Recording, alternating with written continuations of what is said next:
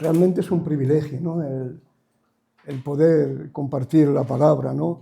No es cualquier cosa, es el instrumento, el utensilio, el arma que Dios ha dejado para que nuestras vidas no pasen desapercibidas, sino que en el propósito de Dios nuestras vidas están ahí en la predestinación de su voluntad. ¿Para qué? Para la eternidad, para la glorificación, para vivir eternamente con Él. Amén. Luego es un privilegio enorme, tremendo. Estoy un poco dolorido de la boca porque me han puesto 7 implantes. Me han puesto 7 implantes y estoy un poco dolorido. Pero bueno, pero eso no va a ser ningún impedimento, por descontado. Porque si hay algo que me gusta es compartir la palabra, me encanta. Me sigo poniendo nervioso, me siguen temblando las piernas. Y yo pienso que eso es bueno, que no es malo. Porque yo cuando veo a alguien que se pone a predicar, no lo digo por la congregación donde me congrego, entiendo que tanto Manel como Pedriño son hombres de Dios, ¿no? Y que llevan tiempo compartiendo.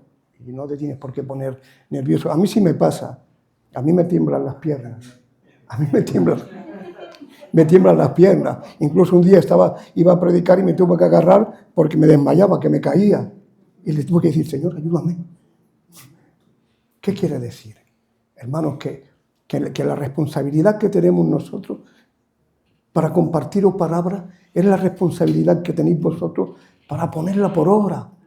Amén. O sea, no se esfuerza el obrero para buscar el pan o el labrador para sembrar. No, hay un proceso y en ese proceso tenemos que participar todos.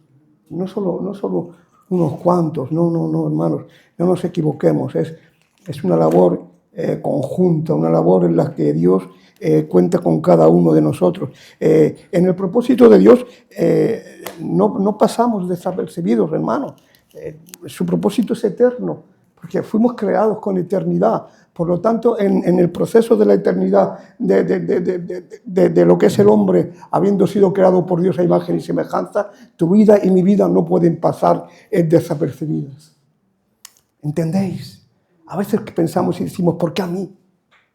Y te encuentras mal, y quizás que te encuentras abatido. ¿Y por qué a mí? ¿Por qué me tiene que pasar? Y no vamos, y nos arrodillamos, y lloramos, y buscamos, para que Él diga, porque es necesario. Por eso, como ha dicho el Manel, porque muertos en delitos y pecados. O sea, se tenía que derramar la gracia, que es el favor inmerecido de Dios, porque nuestras vidas eran unas vidas que habían quedado anuladas por causa de la maldición del pecado. Nuestras vidas no tenían valor, estábamos muertos en delitos y pecados. Pero Dios ha derramado su gracia para que hoy podamos decir, tú eres rey, tú vives, tú reinas, y tu amor y tu misericordia están por encima del juicio. Aleluya, ese es el Dios que tenemos, que usted tiene y que yo tengo. Amén. Y sin más dilación voy a entrar en el tema que me ha tocado compartir. Me ha tocado compartir Mateo 7, 1 al 5. Y como colofón cerraremos con el versículo 12 a modo de conclusión. El versículo 12 lo utilizaremos a modo de conclusión. Y de 1 a 5 iremos recorriendo, iremos haciendo esa, como dicen los entendidos, a vista de pájaro. Iremos recorriendo los versículos para que se puedan ir desarrollando y puedan ir haciendo el bien con el que fue dado. Porque no fue cualquiera, fue el Señor. Amén. Y tenemos que entender cuál es el propósito. Y vemos como en Mateo 7.1 dice, no juzguéis para que no seáis juzgados. O sea, qué poco nos cuesta. Hermano, no somos fiscales, somos abogados, pero qué poco nos cuesta juzgar al hermano porque ha tenido un tropiezo, porque ha tenido una dificultad, ha caído, se ha equivocado. Y entonces, ¿qué hacemos? Lo señalamos con el dedo. Pero bien tiene que venir el Señor y decir, no juzguéis para que no seáis juzgados. Ten cuidado. Tú no pasas desapercibido. Tú estás delante de Dios, igual que el que ha caído, igual que el que se ha equivocado, y tú juzgas, tú estás ahí también. Amén. Luego no podemos caminar o andar de cualquier manera y pretender que yo tenga carta blanca, ¿me entendéis? Para yo poder hacer lo que a mí me venga en gana, pero tú no lo hagas.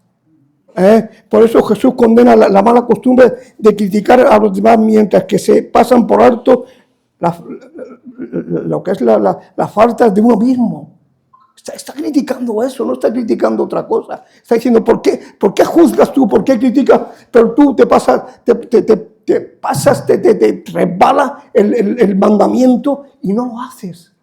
Pero luego te levantas con el dedo y acusas. Amén. No es el propósito. No es el acusar a cualquiera de cualquier cosa, no, hermano. Es entender que a veces es necesario hacer un juicio de valor de lo que estás haciendo o en qué estás participando. Claro que sí. Amén. Yo no puedo hacer lo que yo quiera. Por eso viene el apóstol y dice, todo me es lícito, mas no todo me conviene. Lo entendemos, ¿verdad? Pero ¿qué haré? Lo que me es lícito. Lo que no me conviene, no. Amén. Por eso el cristiano tiene que tener un recorrido en el que entienda que el propósito de Dios y el favor de Dios es para que nosotros lo pongamos por obra. No es para que yo lo sepa. Yo pongo un ejemplo a veces, hermano, y lo voy a poner hoy otra vez. Si yo estoy malo, a mí ahora me han puesto 7 implantes, ¿vale? Me estoy tomando una medicación para la infección, para el dolor y un gel para la boca para que no haya tampoco infección. Vale. Si yo cojo toda esa medicación y la pongo en la mesita y no la uso, ¿de qué me vale? ¿Entendéis? La palabra es para ponerla por obra. La palabra es para decir sí, amén, sí a tu gloria y no a mí. La palabra es para que se vuelva eficaz y poderosa cuando yo me rindo a la palabra. Cuando me rindo a la palabra y entiendo que la palabra es la luz que va a iluminar mi camino y mi lumbrera, es cuando la palabra se vuelve eficaz y me abre el camino y me abre las puertas y me edifica y me fortalece y me hace santo. ¿Verdad? Entonces, no vengamos a la iglesia para ser religiosos. No. En el capítulo 12, o sea, versículo 2 del mismo capítulo 7 de Mateo dice, porque con el juicio con que juzgáis seréis juzgados y con la medida con que medéis seréis medidos. El creyente debe de someterse primero él mismo a las normas de la justicia de Dios antes que tratar de examinar la conducta de los otros creyentes e influir en ella. O sea, yo tengo que saber qué Dios es, qué me pide Dios. Porque le voy a decir un secreto ahora. No le va a pedir lo que no tiene. Dios no le pedirá nunca lo que no tiene. Pero sí le dirá, dámelo que lo tienes. Y aún del 1 al 5, si podemos dar 3 y damos 2, Dios dice, bueno, ya me vale con 2. Pero no le pedirá lo que no tienes. Entonces tenemos que entender que en el propósito de Dios nuestras vidas tienen que ser unas vidas útiles, buenas, provechosas. Que no nos vale el ser religiosos y el creer, pero no poner por obra en esa creencia y esa fe que ha venido a mi vida y me ha capacitado para poder ser fiel en todo tiempo y en todo momento. Aleluya. No podemos ser los mismos, ya no de hace 10 años, sino del año pasado. Yo no puedo seguir comportándome igual que me comportaba el año pasado. Amén. Yo no puedo seguir predicando. Cuando empecé a predicar aquí en la iglesia, que se contó conmigo en el ministerio de la predicación, debido al trasfondo de donde venía, yo predicaba de una manera que no es como estoy predicando ahora. ¿Vale? Me he tranquilizado, me he sosegado, no me he dejado influenciar por el pasado. En algunas cosas sí, me cuesta mucho besar a mis hermanas. Por el trasfondo de Filadelfia, el trasfondo gitano, pues me cuesta mucho besar a mis hermanas. Le doy la mano y a veces digo, no, Señor, besar con ósculo santo. O sea, la tengo que besar, o sea, saludar.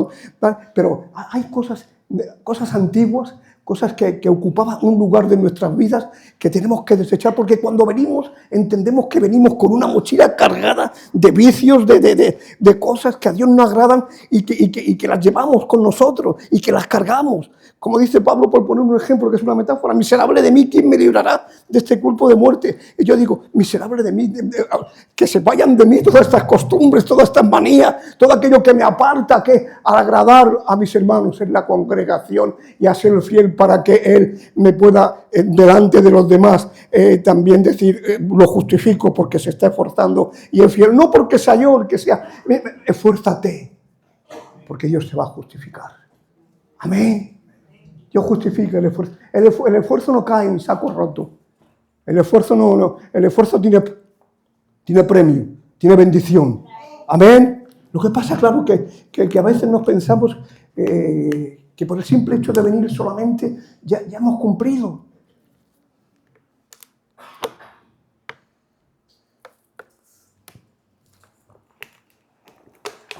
No es así. Hay un camino que recorrer. Hay una meta lejana, pero que poquito a poco se va acercando. Dice Pablo en 2 de Timoteo 6:1, creo que no me acuerdo bien pero sé que es en Timoteo que dice, he corrido la carrera, he luchado la batalla y he guardado la fe. Pero es que estamos llamados a correr. Claro, a correr esa maratón de derecho justo a la salvación, al propósito de Dios, a la glorificación, que es la etapa final de nuestras vidas. Pero aparte de eso, tienes que luchar también. He luchado la batalla. Y como tema importantísimo, y he guardado la fe. Dice, porque sin fe es imposible agradar a Dios. Por eso en todo tiempo, mi vida ha de estar delante de Él, entendiendo, ¿no? Imperfección, carne, muerte, humillación, no es otra cosa, pero sí sumisión, sí fidelidad, sí santidad. ¿Para qué? Para que Él vaya transformando mi vida y tu vida, ¿para qué? Para que cada día un poquito más podamos vivir más cerca de Él. Amén. ¿Y de qué me valía a mí chillar antes tanto? Que lo sigo haciendo cuando me invitan a iglesias pentecostales, porque es que es una doctrina errática, lo entiendo, que no es así, pero que es que si no, no te reciben. Si no chillas, no vales. Santo. Pero yo me he dado cuenta que estaba equivocado. Aquí no tengo por qué chillar. Aquí se me entiende perfectamente y se me valora igual más por hacerlo tranquilamente y pausadamente. Amén. Y al mismo tiempo obedezco a los estatutos y a lo establecido dentro de la norma de lo que es la iglesia. Y si tengo que pedir perdón, yo pido perdón. Y digo, me he equivocado. Me traiciona, me mata mucho mi carácter. Tengo un carácter muy, muy fuerte, hermanos. De verdad. Pero si tengo que pedir perdón, lo pido. Amén. Por eso está el Señor ahí. Y está de momento, dice, porque con el juicio con que juzgáis, seréis juzgados, y con la medida con que medéis, os será medido. ¿Pero qué te piensas? ¿Que tú eres superior? ¿Que sobre ti no va a venir también el examen, el examinarte, el ver cómo caminas, el ver cómo estás, el ver de qué manera obras fuera? Porque hay mucha gente que ¿sabéis lo que hace? Os lo digo, yo lo digo mucho en la prisión eso cuando estoy. Digo, cuando te vayas de aquí, no cojas el cristiano, te lo quites y lo cuelgues. No, el cristiano tiene que ir contigo a todo sitio. Amén. Entonces no podemos quitarnos el cristiano cuando nos vamos de la iglesia y ahora ya no me importa porque como ya no estoy en la iglesia, porque como ya no me ven. Pero si no te tienen que ver la iglesia, te tiene que ver Dios. Amén. Pero es que a veces nos equivocamos y nos dejamos engañar y dejamos que el enemigo venga enturbiando nuestra mente, nuestro entendimiento y no vemos más allá porque los árboles están tapando todo lo que hay más para allá del bosque. Amén. Pero Dios es fiel, Dios es bueno y su misericordia es para siempre. El creyente debe someterse primero a sí mismo a las normas de justicia de Dios antes que tratar de examinar la conducta de otros creyentes e influenciar en ella. O sea, empiezo por mí. ¿Cómo estoy actuando? ¿De qué manera estoy viviendo? ¿Perfecto? No, por Dios. Perfecto no puedo ser, porque soy humano y porque me caigo. Pero ahí está Dios que cuando caigo me levanta y me ayuda a seguir hacia adelante. Amén. Porque, mira, no te rindas. No te rindas. Dice a Josué por 3 veces que sea valiente, porque él heredará. Los valientes, los que no se rinden, los que tiran para adelante, heredan el reino de los cielos y heredan la promesa. La promesa es para aquellos que se esfuerzan y son valientes. Si, haz tuya la promesa. Haz la tuya. ¿De qué manera? Esforzándote, siendo fiel, santificándote, obedeciendo. Oh, qué bueno eres, Señor. Hola, Esther, Dios te bendiga. La he visto 10 veces allí y no me ha dicho nada, se ve que no me ha conocido. Es una broma, ¿eh? Vamos a ver, que hace muchos años que nos conocemos. Como revela el contexto entre los versículos 3 al 5, no se prohíben todos los tipos de juicio. Existe un tipo recto de juicio que se opone realmente a lo que es la misericordia de Dios y el cuidado de Dios. Es un juicio en el cual tenemos que ser cuidadosos y tener discernimiento. Amén. Porque pues, sí que podemos enjuiciar, pero cuidado, siendo cuidadosos y con discernimiento. Amén. Yo le he tenido que pedir perdón a algunas personas de aquí. De verdad os lo digo.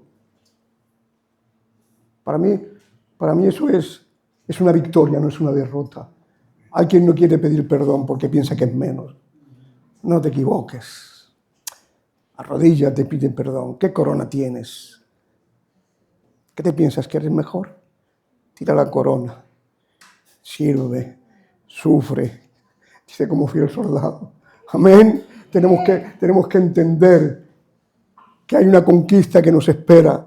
Tenemos que entender que hay un cielo y una gloria que está hecha y edificada para nuestras vidas. Y me voy pues a preparar morada para que donde yo estéis vosotros. Amén. Luego en eso, en el propósito de Dios, Dios está contando con tu vida. Pero no te dejes llevar por la religión. ¿Vale? Porque qué poco nos cuesta alabar al hermano y bendecirlo. ¿Cuánto nos cuesta, mejor dicho? Y qué poco nos cuesta señalarlo y decirle, con ese no vayas a ningún lado. en vez de coger, al contrario, y orar por él y ayunar por él. ¿Cuántos años haces que no ayunas? No lo digas. No como los musulmanes, que es mentira, no ayunan. Lo que hace es que cambian el orden de las comidas. No comen de día y comen de noche, ¿vale? Pero no ayunan. Eso es mentira. ¿Vale? Entonces, tenemos que entender que el propósito de Dios es un propósito lleno de eternidad, ¿no? ¿Y qué pasa? Que se nos tiene que advertir el cómo actuar, de qué manera, qué juicio de valor tenemos que hacer de los demás, ¿vale? Y vemos como aquí en Mateo 7:3 dice, ¿por qué miras la paja que está en el ojo de tu hermano y no echas a ver la viga que está en tu propio ojo?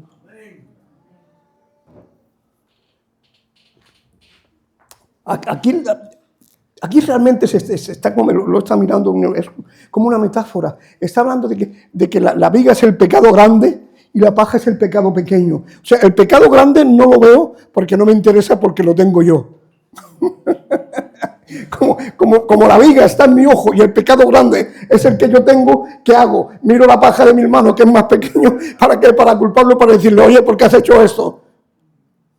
Y sin embargo, la falta o el fallo del hermano es algo pequeñito, pero lo tuyo no, hermano. Lo tuyo es una viga, lo tuyo es un pecado grande, lo tuyo no es algo normal.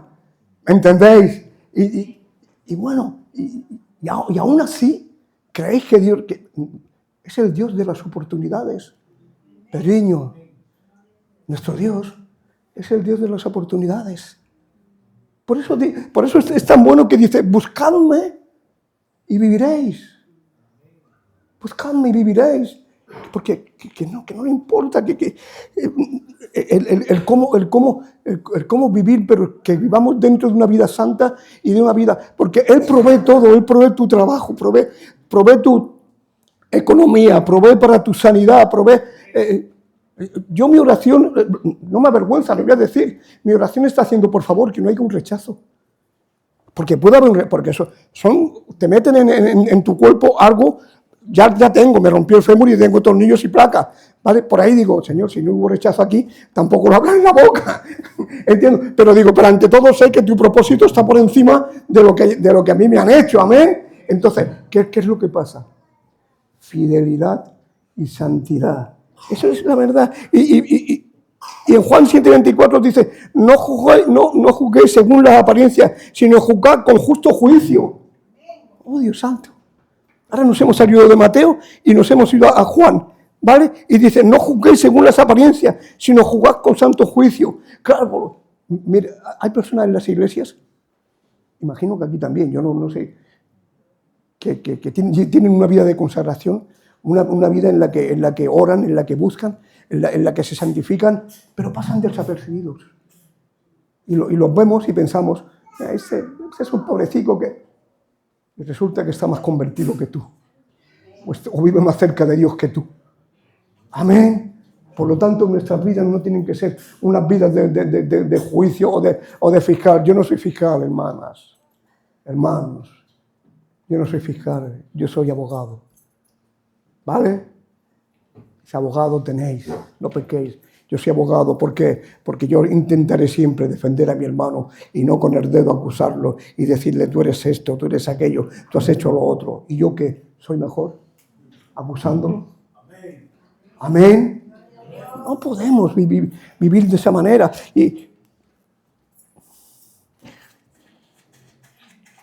tampoco he de condenar al que hace algo malo sin desear ver que el ofensor se vuelve a Dios y a sus caminos. O sea, yo puedo condenar algo, sí, pero debo de querer que ese que se condena se vuelva a Dios y a sus caminos. ¿Por medio de qué? Por medio de eso, de esa ofensa, por medio de ese decirle, no está bien, no lo haga, vuelva a sus caminos y nuevamente disfrute de la vida y de la eternidad y de la salvación. ¿Cuántos se van por medio del engaño del enemigo porque han tenido un problema con algún hermano y no los ha defendido, sino que los ha acusado?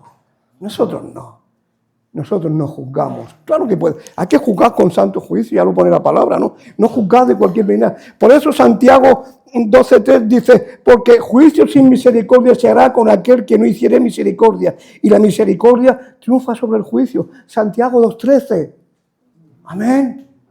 O sea, cuando enjuiciamos, tenemos que tener presente que tiene que haber en mis sentimientos, en mis emociones, tiene que haber un valor de misericordia. ¿Para qué? Para que pueda aplicar a mi hermano aquello que pienso que merece.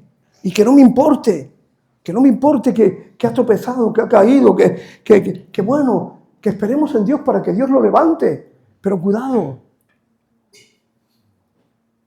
Como dice el versículo, que también vuelvo a lo mismo. Dice, y recibiréis poder. Y dice, y esto no es de vosotros. Pues es don de Dios, se está refiriendo al poder de la obra del Espíritu Santo también en Efesios 2:8, que es el versículo que ha leído mi hermano Manel. Es la gracia, es el amor, es la misericordia, muertos.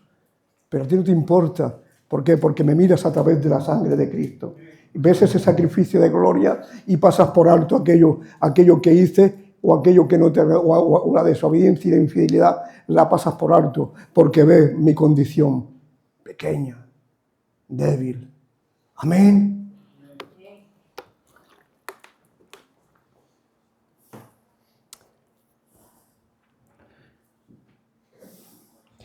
Sed pues misericordiosos, dice Lucas 36. Dice, sed pues misericordiosos, como también vuestro Padre es misericordioso. Lucas 36, 6:36. Lucas 6:36, para los que toman apuntes. Sed pues misericordiosos, como también vuestro Padre es misericordioso. Y en el 37 se extiende Lucas más todavía y amplía un poco más lo que él quiere comunicar y dice, No juzguéis y no seréis juzgados, en el 37. No condenéis y no seréis condenados. Perdonad y seréis perdonados. Oh, Dios santo. Pero si es que te está dando las normas, te está comunicando, porque el Evangelio es transmisión, es comunicación. Te está diciendo cómo actuar, cómo moverte, de qué manera, cómo Él está ahí. Y está siempre preparado ¿para qué? Para amarte. ¿Por qué? Porque nos ha amado con amor eterno. Y está preparado siempre ¿para qué? Para darte aquello que necesitas. A veces, mire usted, el tiempo de Dios no es nuestro tiempo. No espere usted algo mañana si lo ha pedido el mes pasado, porque igual le viene dentro de 3 años. Pero cuidado, en su momento. Padre, dame un coche, que se me ha roto el coche. Si puede ser que sea un coche de estas características. No era un coche, era un cochazo. Y Dios le dice, sí, te voy a dar un coche, pero te voy a dar eso. No te voy a dar lo que me estás pidiendo. Dios te da lo que necesitas, no lo que le pides. Por eso cuando juzguemos tenemos que tener mucho cuidado con de qué manera, juzgamos. Dice, hipócrita, saca primero la viga en el 7.5, ¿vale? 7.5. ¿4? ¿El 4? Pues me he equivocado. Me ha corregido Adriana, que lo sepáis. ¿Cómo que falta el 4? El 4 lo he comentado juntamente con el 3.5. Aquí. Ya, lo he comentado aquí. 3 al 5. Mateo. Como lo revela el contexto, no se prohíben todos los tipos de juicios. Existe un tipo de resto de juicios que se pone, que se presupone que es cuidadoso y con discernimiento. Ahí entra el 3 y el 5, he incluido esos 2 versículos. ¿Vale? O sea, del 3 al 5. Pero ahora, ¿qué hago? Toco el versículo 12 como conclusión para terminar con el tema, pero entro en el 5 primero. Dice, hipócrita, saca primero la viga de tu propio ojo y entonces verás bien para sacar la viga del ojo de tu hermano. Hipócrita es una persona que finge cualidades, sentimientos, virtudes o valores que en realidad no tiene, actuando con falsedad para engañar, obtener un beneficio y creer que él puede hacerlo todo. Eso es un hipócrita, una persona que finge cualidades, sentimientos, virtudes, valores que en realidad no tiene, actuando con falsedad para engañar y obtener aceptación o beneficio. Amén. Eso es un hipócrita. Fíjate cuántas cosas es un hipócrita, ¿no? Lo he ido a Google, digo, voy a buscar hipócrita, que será bueno para la iglesia también, ¿vale? Porque yo mismo, lo digo, yo ignoraba. O sea, sé que es una palabra que usamos. Este es un hipócrita. Porque pensamos que es un aparente, que no hace las cosas bien o que dice lo que... Pero digo, voy a buscarlo, voy a ver realmente qué es hipócrita.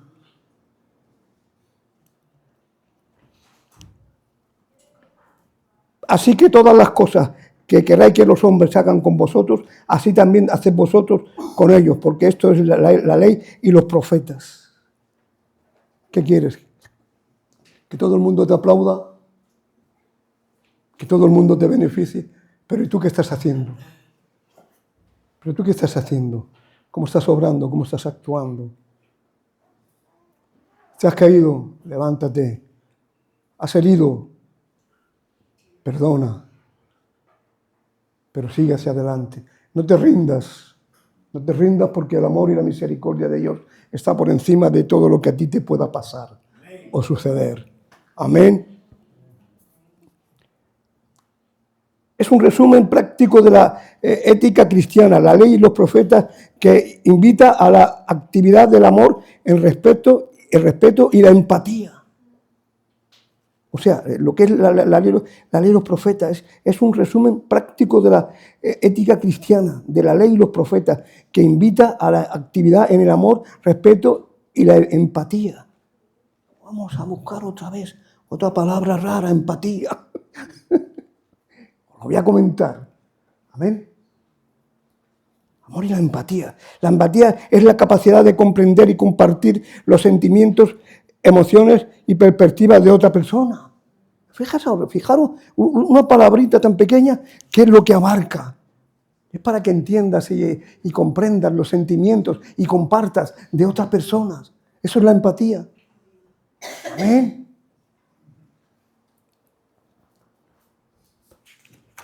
Deciros que para mí ha sido y acabo, deciros que para mí ha sido de mucha bendición el poder compartir este poquito tiempo de la predicación del Evangelio. Deciros que requiere un tiempo. Los que predicamos la palabra nos tenemos que esforzar en buscar información que no te viene a lo mejor tienes que buscar información en 4 Biblias diferentes, porque en una te viene algo, pero no te convence y buscas en otra. A mí me pasa, por lo menos. Amén. Y luego hay muchos comentarios. A veces te embotan la cabeza los comentarios, ¿vale? Y te confunden. Pero le digo algo. En el propósito de Dios, lo que se tenía que hablar o compartir, pienso que Dios lo ha hecho. Hasta aquí la palabra, que Dios os bendiga.